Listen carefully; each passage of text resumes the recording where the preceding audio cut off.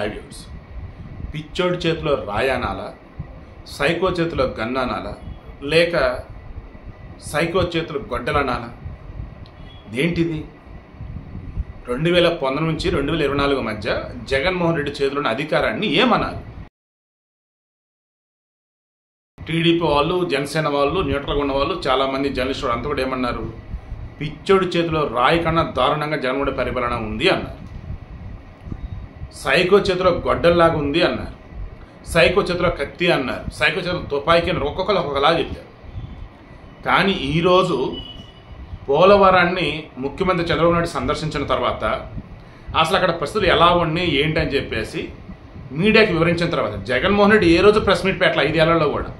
But Chandrababu Naidu కానీ లోకేష్ కానీ సందర్భంగా ప్రతిసారి ప్రెస్ మీట్ పెడుతున్నారు, అడగండి అయ్యా అంటున్నారు.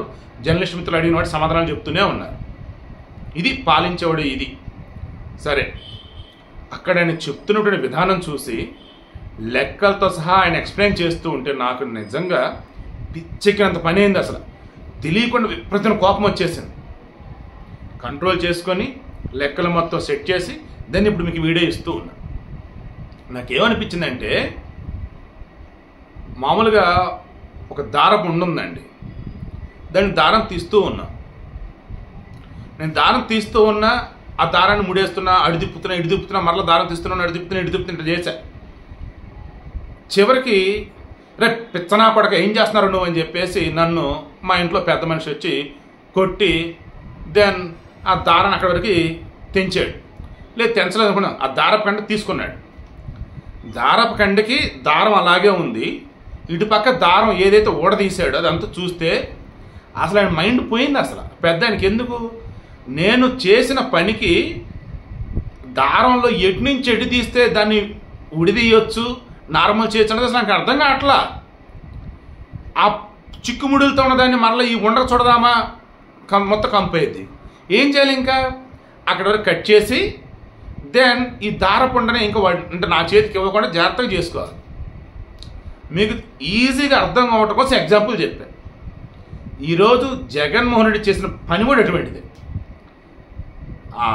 అనిల్ కుమార్ యాదవ్, అంబటి రాంబాబు లాంటి అనకూడదు కానీ అసలు కోపం వస్తుంది నాకైతే. అసలు ఏమాత్రం సెన్స్ లేని, సబ్జెక్ట్ లేని సన్నాసులు అన్నట్టు అనుకోవచ్చు.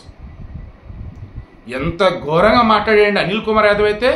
1% కాదు, ఆగు 2020 కంప్లీట్ ఇది, 2021 కంప్లీట్ ఇద్దని ఎంత ఘోరంగా మాట్లాడేయండి ఆ మనిషి అసలు.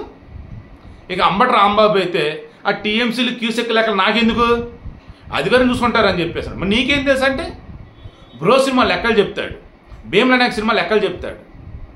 సిగ్గు లేకపోతే వీళ్ళు ఒక మంత్రులే అంటారు. నేనంట వరకు నిజంగా ఏపీ ప్రజలకు దండం పెడుతున్నా. నిజంగా మీరు కానీ ఈసారి కానీ ఏ మాత్రం వైసీపీలు కానీ ఎన్నుకొని ఉన్నా, ఎవరైతే పనికి మళ్ళీ చెత్తా చెదారం ఉన్నటువంటి వాళ్ళని ఎమ్మెల్యేలకు గెలిపించినా, వామ్మో ఇక భూమి మీద ఆంధ్రప్రదేశ్ ఒక రాష్ట్రం ఉంది అని చరిత్రలో చదువుకున్న ఫీలింగ్ ఉండేది నాకైతే. అస్తావ్యస్తంగా అడ్డదిడ్డంగా చేసి పెట్టేశారండి. ఈరోజు పోలవరంకి సంబంధించిందండి. యాసిడ్గా పనులు కంటిన్యూ అయితే 2020 ఎండింగ్ కల్లా అయిపోయేది, మహా అయితే 2021 కల్లా అయిపోయేది, నో డౌట్ ఇంకా అందులో. ఎందుకంటే అక్కడ ఎవరైతే పనులు చేస్తూ ఉన్నారో ఆ పనులను అర్ధాంతరంగా ఆపిచ్చి ఆ తర్వాత సామాన్లు ఇవన్నీ తీపిచ్చి ఆ తర్వాత వేరే పనులు అప్పచెప్పి ఇదంతా వేసారు. సంవత్సరం అయిపోయింది, 2 సంవత్సరాలు అయిపోయింది దగ్గరగా. ఈలోపు ఏమైంది? చేస్తున్న పనులు మధ్యలో అకస్మాత్తుగా ఆగిపోయి ఉన్నాయి, కొన్ని ఏమో మా అర్ధాంతరంగా మధ్యలో ఆగిపోయి ఉన్నాయి, కొన్ని గ్యాప్లు ఉన్నాయి. అదే డ్యామ్ అనుకున్నాడా, వాళ్ళ ఇంటి దగ్గర కింద తూము అనుకున్నాడా, అది పోలవరం పెద్ద ప్రాజెక్ట్ అనుకున్నాడు, బృహత్త ప్రాజెక్ట్ అనుకున్నారా, వాళ్ళైతే వాళ్ళ ఇంటి దగ్గర మురుక్కాలం అనుకున్నాడు అసలు జగన్మోహన్ రెడ్డి. ఆయన చేసిన పనులు వాళ్ళ ఎగురు కాఫర్ డ్యామ్ కావచ్చు, దిగువ కాఫర్ డ్యామ్ కావచ్చు, భారీగా డ్యామేజ్ అయిపోయినాయి. ఆ డయాఫ్రమ్ వాల్ ఘోరంగా దెబ్బతింది. ఇప్పుడు ఆ డయాఫ్రమ్ వాల్కి సంబంధించి ఎక్కడైతే రిపేర్లు ఉన్నాయి ఆ రకమైన సమాంతరంగా వేరేది కట్టుకుంటా పోయినా 450 కోట్ల సమయం ఎంత అవుతాడు. అది చేసిన మరలా నార్మల్ వెళ్ళి వర్క్ అయితే లేదో తెలియదు, పోనీ దాన్ని అలాగే ఉంచి దాన్ని సమాంతరం మరలా కొత్త డయాఫ్రమ్ వాళ్ళు పడతామంటే 900 కోట్లు మరలా ఖర్చు. కమింగ్ టు కాఫర్ డ్యామ్, దీన్ని సరి చేసుకోవాలన్నా సరే ఇప్పుడు అసలు ఎంత అంటే తడిసి మోపుడైద్ది అంటారు చూశారు. సీరియస్లీ కొన్ని సందర్భాలలో ఒక కొత్త వస్తువు తయారు చేయడం ఎంత తేలికో ఒక పాత వస్తువును రిపేర్ చేయాలంటే అంత కష్టం అన్నమాట. కొన్ని నేనేది అన్నీ కదా కొన్ని రిపేర్లు చేసుకుంటూ పోతే వచ్చే తలనొప్పి, చికాకులు, ఆ టైం వేస్ట్, ఆ మెటీరియల్ గొరగండి. అంతెందుకండి, మీరు మీ ఇంటిలో ఉన్నటువంటి ఏదో ఒక ఎలక్ట్రానిక్ వస్తువు తీసుకోండి, దానిలో ఏదైనా విడిగా అన్ని పాటలు ఉడదీయండి. ఉడదీసి మీరు ఏం చేస్తారంటే ఒక్కొక్క పార్ట్ బయట కొనండి. మరలా ఆ వస్తువు యొక్క కాస్ట్ వచ్చేసి 5,000 అనుకుందాం. మీరు ఒక్కొక్క పార్ట్ కొనుక్కుంటారండి, కనీసం 20,000, 25,000, 30,000 అయితే ఏంటంటే మీరు రిపేర్లు చేస్తున్నారు. ఆ దరిద్రం వద్ద కొత్తది కడదామంటే మరి అక్కడ అనుకూలించాలి కదా. ఈయన మధ్యలో వాళ్ళని ఆపించడం ద్వారా పోలవరం ప్రాజెక్ట్ అథారిటీ చెప్పింది, వద్దయ్యా చేస్తున్న వాళ్ళ చేత పనులు చేయించని. మీ తెలీదు, వాళ్ళు ఎక్కువ డబ్బులు వసూలు చేస్తున్నారు, నేను తక్కువ డబ్బులు వసూలు చేస్తా, డబ్బులు మిగిస్తున్నారు. నేను ఈ విషయంలో మాత్రం సీరియస్ చెప్తున్నా. కేంద్రంలో అధికారం ఉన్నటువంటి ఆనాడు మోదీ అతిపెద్ద తప్పు చేశాడు. ఆ రోజు జలవనరుల శాఖ మంత్రి ఎవరుతున్నారు, అతిపెద్ద తప్పు చేశారు. కోర్టులు ఏవైతున్నాయో అతిపెద్ద తప్పులు చేశాయి. జలవనరుల శాఖలు అతిపెద్ద తప్పు చేశారు. అంతా కలిపి ఆంధ్రప్రదేశ్ సర్వనాశనం చేశారు పిచ్చోడి చేతిలో పెట్టి. అరే, ఒక రాష్ట్రానికి ముఖ్యమంత్రి అయితే అయ్యాడు, అతను తీసుకున్న నిర్ణయం కరెక్ట్ కాదు. దాన్ని అప్పుడు ఏం చేయాలి? సమాఖ్య స్ఫూర్తి అనేది ఉంది కదా, యూనియన్ ఆఫ్ స్టేట్స్ అన్నట్టు కదా ఇండియా అన్నప్పుడు. నువ్వు మరి ఏం చేయాలి? నువ్వు చేసిన కరెక్ట్ కదా, ఆగవాయి అని చెప్పేసి అనాలి కదా. పోలవరం ప్రాజెక్ట్ అథారిటీ వాళ్ళు చెప్తున్నారు, సివిల్ ఇంజనీర్లు చెప్తా ఉన్నారు, ఎక్స్పర్ట్స్ చెప్తూ ఉన్నారు. ఆల్రెడీ వాళ్ళు వర్క్ చేస్తూ ఉన్నారు. వాళ్ళ చేత ఆపిచ్చేసి మరలా వేరే వాళ్ళ చేత ఇవ్వాలంటే టైం పట్టిద్ది. ఈ లోపు వచ్చేసి జరగాల్సిన డ్యామేజ్ జరిగిపోతే బాబు, ప్రాజెక్ట్ అది కొన్ని వేల కోట్లతో చేస్తున్న ప్రాజెక్టు, ఎక్కడ కొంచెం తేడా పడ్డ మొత్తానికి నష్టం వచ్చిందే బాబు అని చెప్పి ఆపాలి కదా. సాయిరామ్, బూతులు వచ్చేస్తున్నాయండి బాబు కోపంతో. వాళ్ళు ఏం చేశారు? ఈ జగన్ చేసే తిక్క పనులు ఎవడు ఆపలా, దాంతో వేరే వాళ్ళకి ఇచ్చారు. ఈలోపు వాళ్ళు పనులు చేస్తూనే ఉన్నారు. ఈ చెక్ చేసుకుంటూ పోతే ఘోరంగా డ్యామేజ్ ఆల్రెడీ జరిగిపోయింది. అదేమిటి చంద్రబాబు మీద వస్తాడు ఈ అంబటి రాంబాబు, అసలు సిగ్గు లేకుండా. వైసీపీలో మిగతా సిగ్గు శరం లేకుండా, సబ్జెక్ట్ మీద జ్ఞానం లేకుండా వాళ్ళ మీద వస్తారు. నేను అసలు ఈ వేలో అసలు ఒక్కరోజు నన్ను కోప్పడాలని కానీ, పోయింది గవర్నమెంట్ పోయింది, దరిద్రం పోయింది బాబు వైసీపీ వాళ్ళది, ప్రశాంతంగా ఉందని నేను అనుకున్నా. కానీ ఈరోజు వాళ్ళు పరిపాలన చేస్తున్నప్పుడు వాళ్ళ అరాచకాలు అకృత్యాలు ఎన్నైతే మనం చూస్తున్నామో, బాధపడ్డామో, ఒరే దేవుడాలు అధికారం దిగిపోయిన తర్వాత ఇప్పుడు చూస్తూ ఉంటే మనకు తెలియని ఎన్నో ఉన్నాయని ఇప్పుడు అక్కడ అసలు చంద్రబాబు నాయుడు చాలా స్పష్టంగా చెప్తున్నాడండి. కేంద్రంలో ఇప్పుడు ఈ ప్రాజెక్ట్ స్టార్ట్ అయిన తర్వాత 4 జలవనరుల శాఖ మంత్రులు మారారు. ఇప్పుడు 5 అతను ఉన్నాడు. ప్రాజెక్ట్ గురించి మళ్ళీ అతను మొత్తం ఎక్స్ప్లెయిన్ చేసుకుంటూ రావాలి. కేటాయింపుల విషయంలో రిమైనింగ్ వాటిలో చూసుకోవాలి.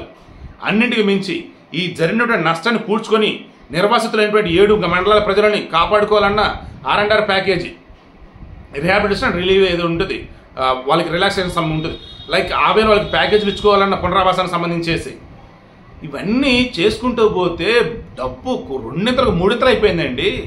డబ్బు విపరీతంగా పెరిగిపోయింది కాస్ట్. అంత డబ్బు వాళ్ళు ఎవరు మన దగ్గర ఉందా లేదా చూసుకోవాలి.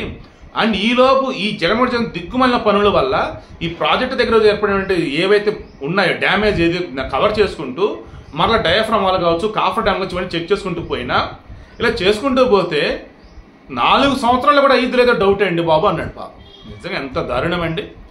టీడీపీ ప్రభుత్వం దిగిపోయే నాటికి 72% కంప్లీట్ అయింది.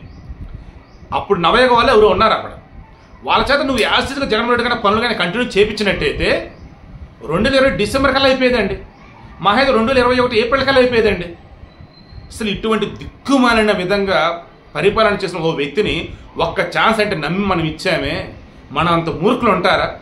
సరే ఓడించేసామంటే చాలండి బాబు, ఇంకొద్దు, ఆ దరిద్రం వద్దు, ఆ నరకం వద్దు, ఆ చెత్త వద్దు మనకు అందామా? ఓకే అలాగనుకుందాం. What next? పాపం చంద్రబాబు ఇందాక చూశాను నేను, అసలు నిజంగా జాలేసింది నాకైతే.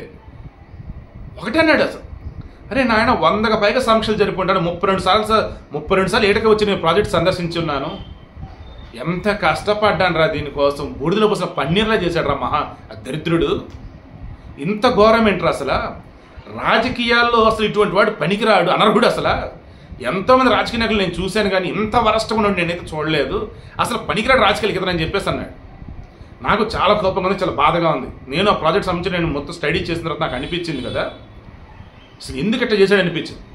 3కి వచ్చేసి డ్యామ్ ఉంది కదా, వరల్డ్లోనే టాప్ అనేది చెప్తుండే, బట్ వరల్డ్ ఫస్ట్ వచ్చేసి జింబాబ్వేలో డ్యామ్, ఆ తర్వాత చూడండి 3కి వచ్చేసి రిమైనింగ్ మరికొన్నాడు. ఈ 3కి వచ్చేసి డ్యామ్కి సంబంధించి చూసుకుంటూ ఉన్నప్పుడు ఆ డిశ్చార్జ్ ఫ్లో ఏదైతే ఉండిద్దో దానికన్నా ఎక్కువ ఫ్లో మన గోదావరి మీద ఉండిద్ది. ఈ ప్రాజెక్ట్ పూర్తి కంప్లీట్ అయితే అసలు ఏందండి, అసలు ఆంధ్రప్రదేశ్ అసలు అద్భుతంగా తయారైపోయింది. అసలు బంగారం ఇంకంతే, పట్టిందల బంగారం అన్నట్టు బీడు భూముల్లో కూడా బంగారం పండించవచ్చండి. అటువంటి ప్రాజెక్ట్ సర్వనాశనం చేసి పెట్టాడు జగన్మోహన్ రెడ్డి అయితే.